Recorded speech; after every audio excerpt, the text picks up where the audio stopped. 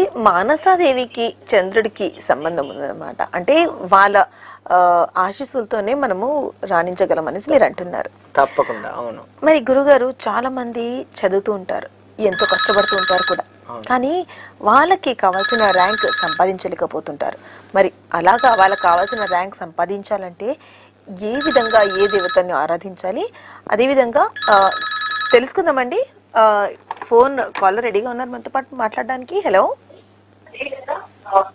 Hello hello, నమస్తే అండి, ఎవరు మాట్లాడుతున్నారు?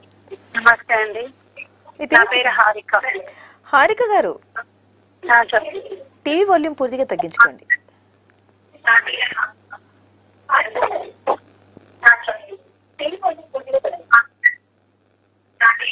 హారిక గారు ఉన్నారా?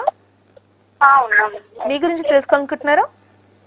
నా గురించి తెలుసుకోవాలనుకుంటున్నాను. మీ డేట్ ఆఫ్ బర్త్ చెప్పండి.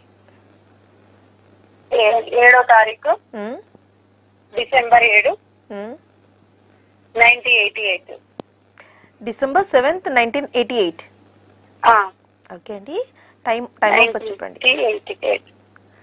టైం ఆఫ్ బర్త్ చెప్పండి. హలో హలో, హారిక గారు, సమయం తెలియదండి. సుమారుగా తెల్లవారుజామున, సాయంత్రం అలాగా? అట్లా ఏం ఐడియా లేదు. ఓకే అండి. ఎక్కడ జన్మించారు? Mahabubabad district. Mahbub Nagar district. Mahabubabad. Okay అండి. మరి మీ సమస్య ఏంటో గురుగారికి తెలియచేయండి. హలో హలో అమ్మా, చెప్పండి. నాది ఎలా ఉంటుంది జాతకం, ఇట్లా పిల్లలు, ఇది జాబ్ అయినా ఏదన్నా, నేను డిగ్రీ చదువుకున్నాను, ఇది ఇంకా ఉంది. మీరు ఉద్యోగానికి విషయానికి వస్తే మాత్రం మీ జాతకరీత్యా అంటే మీ పేరును బట్టి కనుక చూసుకున్నట్లయితే ఉద్యోగం అంతంత మాత్రంగానే ఉందండి. మీకు అంత యోగంగా కూడా ఉద్యోగ పరిస్థితులు లేవు. కాబట్టి ఉద్యోగానికై మీరు ప్రయత్నాలు చేయడం మంచిదే, కానీ దైవారాధన చేస్తూ ప్రయత్నాలు చేయండి. ఖచ్చితంగా మీకు మంచి జరిగే అవకాశం ఉంటుంది.